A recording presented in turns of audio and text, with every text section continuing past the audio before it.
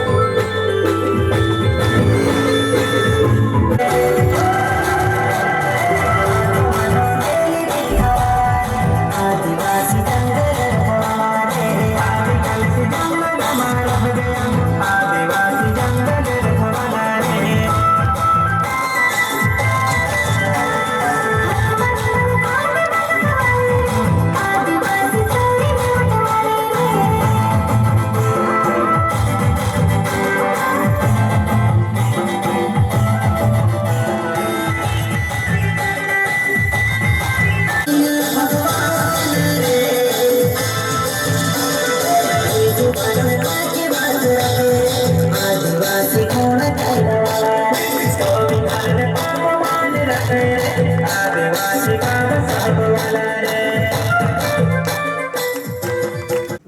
today has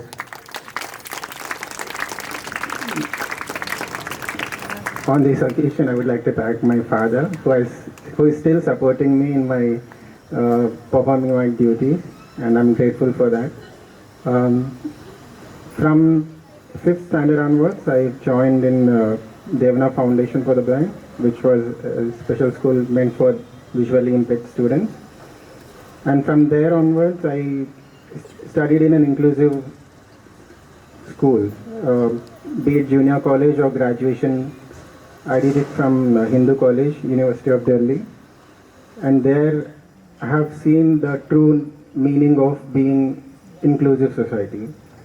ఉన్న సిబ్బంది చాలా ఛాలెంజ్గా తీసుకొని అంటే సొంత బిడ్డ కన్నా ఎక్కువ చూసుకుంటూ ఇక్కడ అన్ని సౌకర్యాలు కల్పిస్తూ వాళ్లకు అన్ని విధంగా సహకరిస్తున్నందుకు ప్రత్యేకంగా నేను ఉపాధ్యాయ బృందానికి కూడా ధన్యవాదాలు తెలుపుతున్నాము. ఎందుకంటే దివ్యాంగులు అన్నప్పుడు మన ఇంట్లో ఒక విద్యార్థి ఒక బాబును మనం కంట్రోల్ చేయాలంటే చాలా కష్టం సార్. గతంలో నేను ఫస్ట్ టైం డీడీగా తీసుకున్నప్పుడు ఇక్కడ ఈ స్కూల్ని విజిట్ చేయడం జరిగింది సార్. అయితే ఇక్కడ రకరకాల విద్యార్థులు ఉన్నారు సార్, వాళ్ళని కంట్రోల్ చేయడం చాలా కష్టమైన పని సార్. అయితే ఇక్కడ ప్రతి ఒక్కరు సార్ వాళ్ళ పిల్లల కన్నా ఎక్కువగా చూసుకుంటూ విద్యార్థులను అన్ని రకాల మోటివేషన్ చేస్తూ వాళ్ళు ముందుకు తీసుకెళ్తున్నారు సార్. అయితే ఇక్కడ పనిచేసే ఉపాధ్యాయులు కూడా సార్ వాళ్ళకు కూడా దీని మీద ఎక్కువ ట్రైనింగ్ లేదు సార్. అయితే మనం కూడా ఒక ట్రైనింగ్ వీళ్ళకు కండక్ట్ చేస్తే బాగుంటుంది సార్. అందుకోసము ఇక్కడ పనిచేసే ఉపాధ్యాయులు కాకుండా సార్ వర్కర్లు కూడా సార్ నిరంతరం 24 hours ఉండి సార్ డే అండ్ నైట్ వాళ్ళకు కంట్రోల్ చేసి వాళ్ళకు మంచి రకంగా దగ్గర ఉండి వాళ్ళకి సేవ చేస్తున్నారు సార్. అందుకోసం నేను 4వ తరగతి విద్యార్థులకు ప్రత్యేకంగా ధన్యవాదాలు తెలుపుతున్నాను సార్. అయితే ఇక్కడ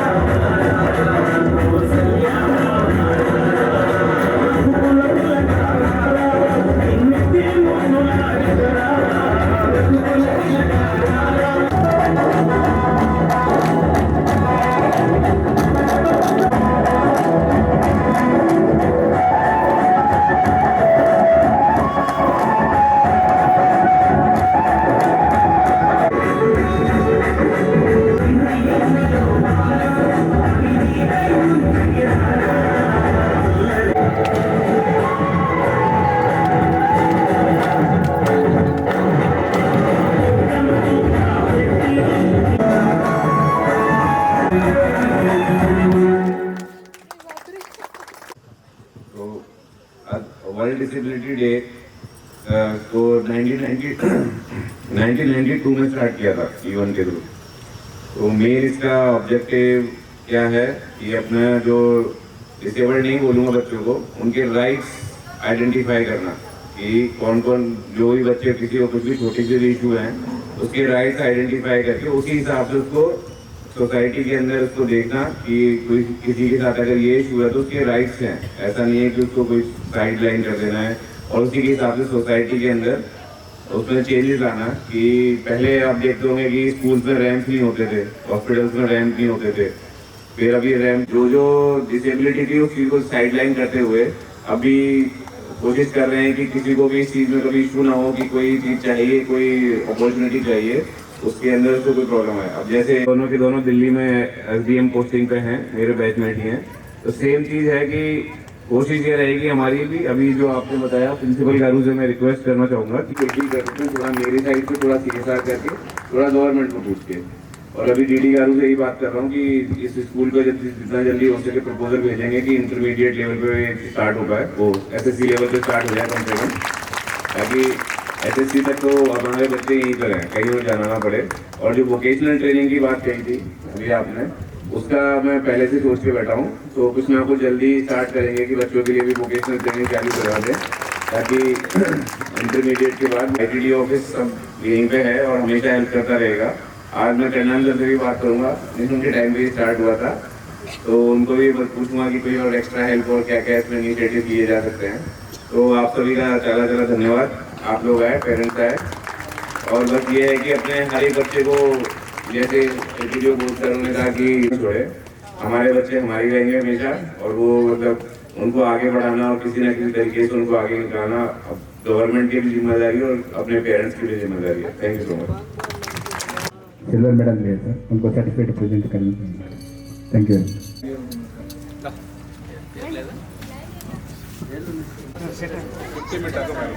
मीटर्स रनिंग మళ్ళా Dhanalakshmi VI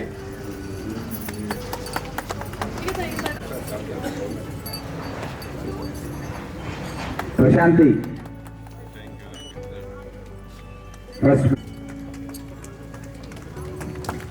Shivani K Shivani Jayasheela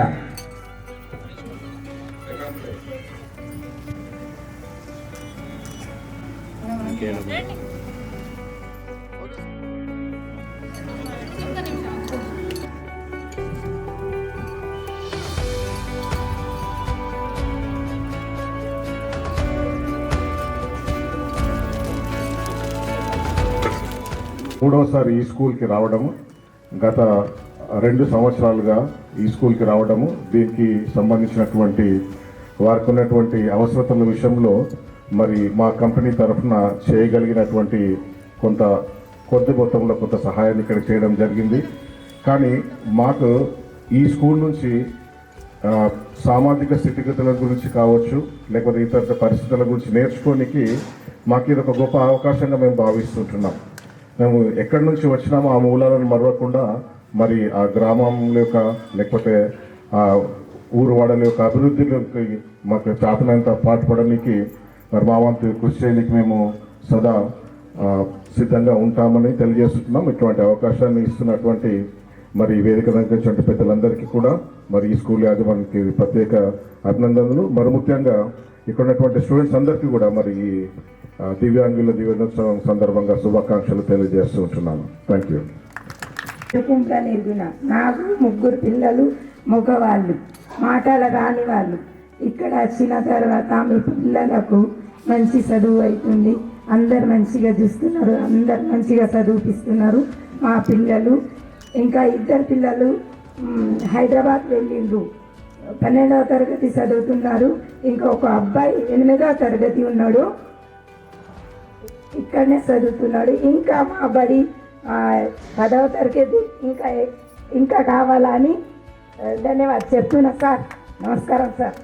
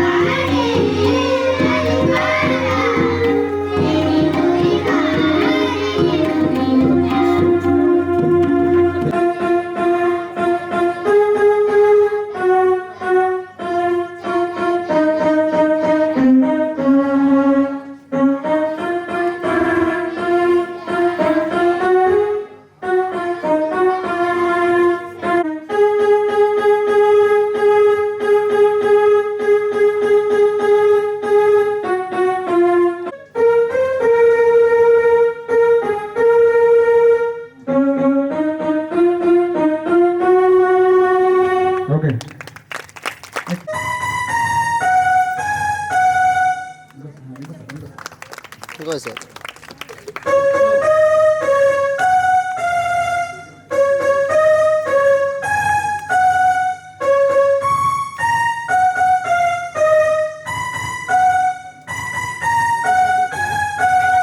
Okay, thank you.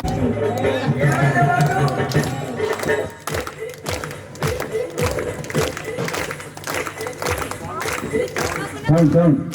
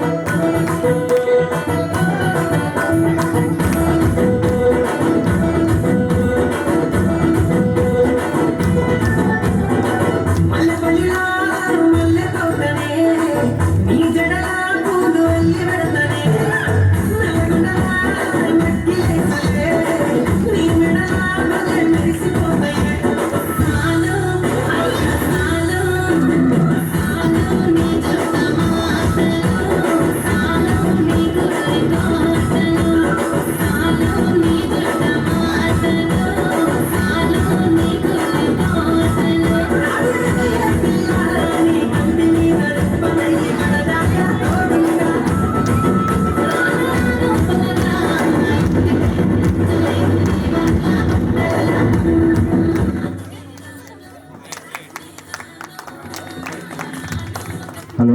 ఇందాక చూస్తూ ఉంటే చక్కగా అమ్మాయి డాన్స్ వేయడము, ఇంకా చిన్న అమ్మాయి తబలా వాయించడము, యాక్చువల్గా వారిలో చాలా ఇంటర్నల్గా చాలా స్కిల్స్ ఉంటాయి. మనం చూస్తే వారి స్కిల్స్ని, వారి యొక్క నైపుణ్యాలని నిష్ణాతులైన ఉపాధ్యాయులు మాత్రమే గుర్తించి వారికి ఆ విధమైన బోధన అందిస్తే వారి భవిష్యత్తు అనేది చాలా అందంగా ఉంటుంది.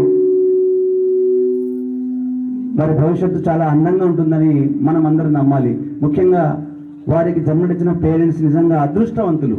ఎందుకంటే వారు ఏదో సాధిస్తారని భగవంతుడు వాళ్ళు కడుపున వాళ్ళు పుట్టుండొచ్చు, కానీ దాన్ని గుర్తుపట్టడం అనేది చాలా అత్యంత ఆవశ్యకమైన విషయం. మరి మనం జాతీయ వ్యాప్తంగా చూస్తే డాక్టర్ సుధా చంద్రన్ గారు ఉన్నారు.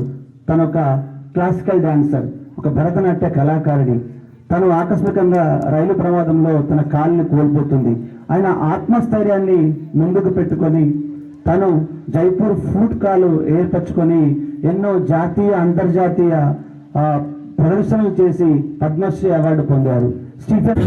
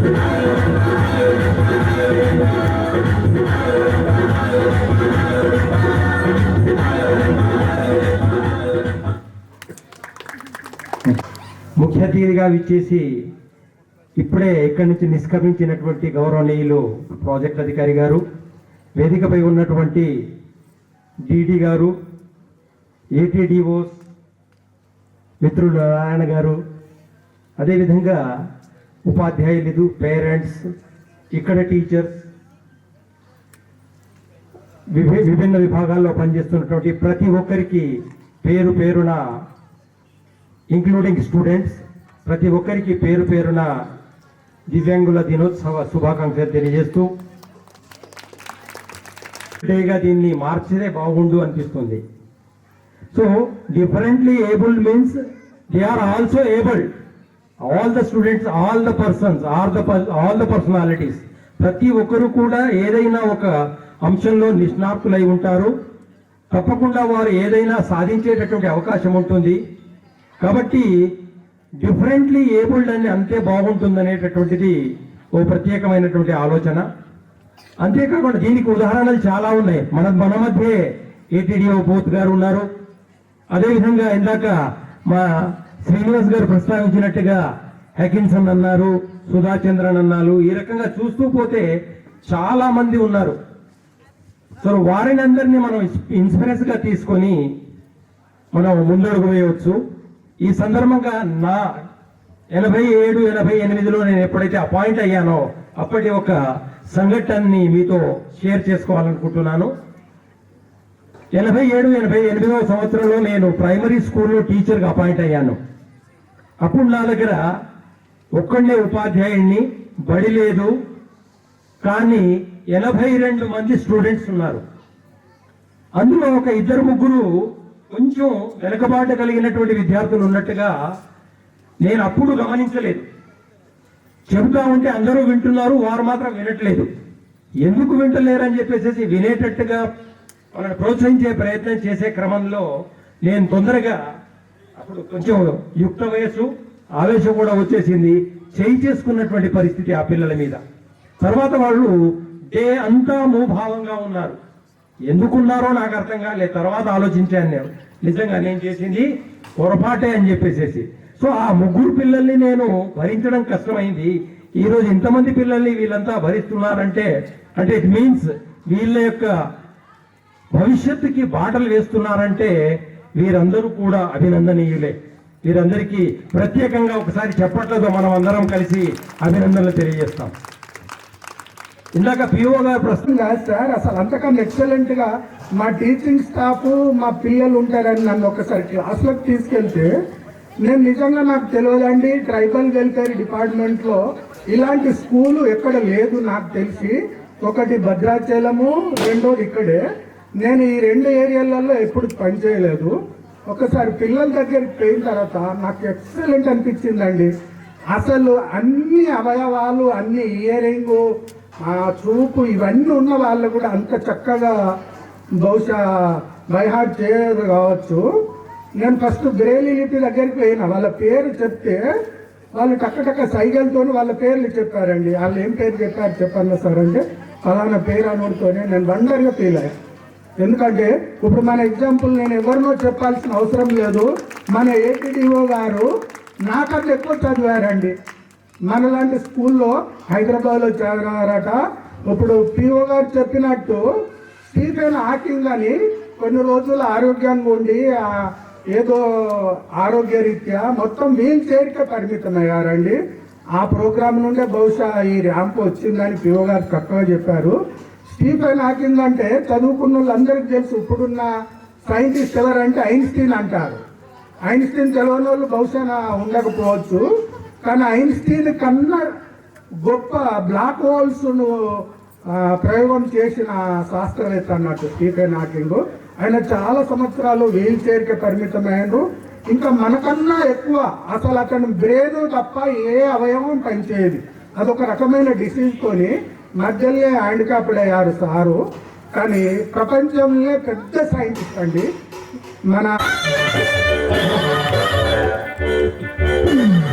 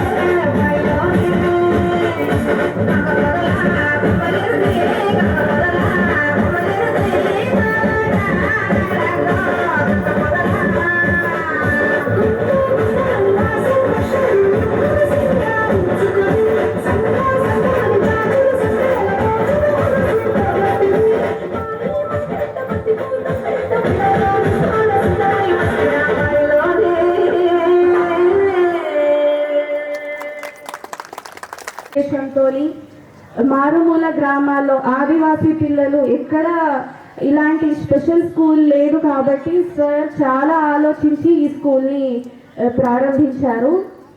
ఇక్కడే నేను బిఎడ్ కాలేజ్లో బిఎడ్ చేశాను. మన principal sir స్టూడెంటే.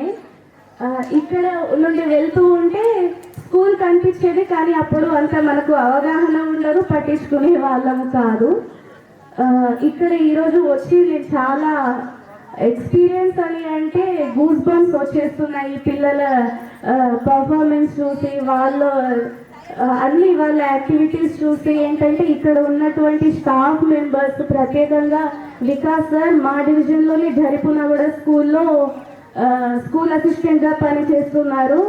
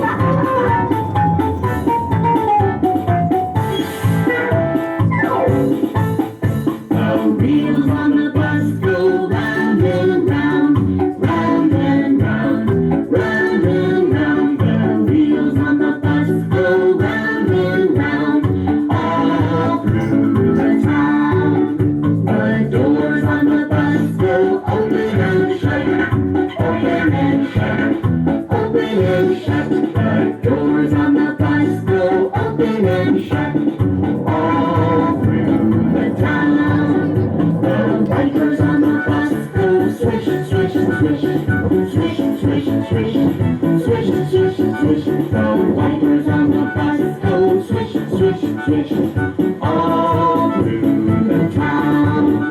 The signals on the bus go blink, blink, blink, blink, blink, blink, blink, blink, blink. The signals on the bus go blink, blink, blink, all through the town. The horn on the bus goes beep, beep, beep, beep, beep, beep, beep, beep. The horn on the bus goes beep, beep, beep, all through the town. The motor on the bus goes vroom, vroom, vroom, vroom, vroom, vroom, vroom. The motor on the bus goes vroom, vroom, vroom, all through the town. The people on the bus go up and down, up and down, up and down. The people on the bus go up and down, all through the town. The babies on the bus go where, where, where, where, where, where, where, where. The babies on the bus go where, where, where, all through the town. The mommies on the bus go shh, shh,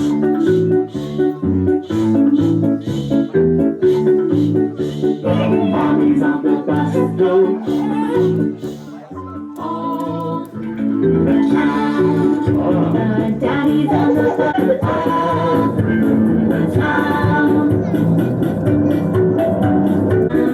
Round and round, the wheels on the bus go round and round. All through the town.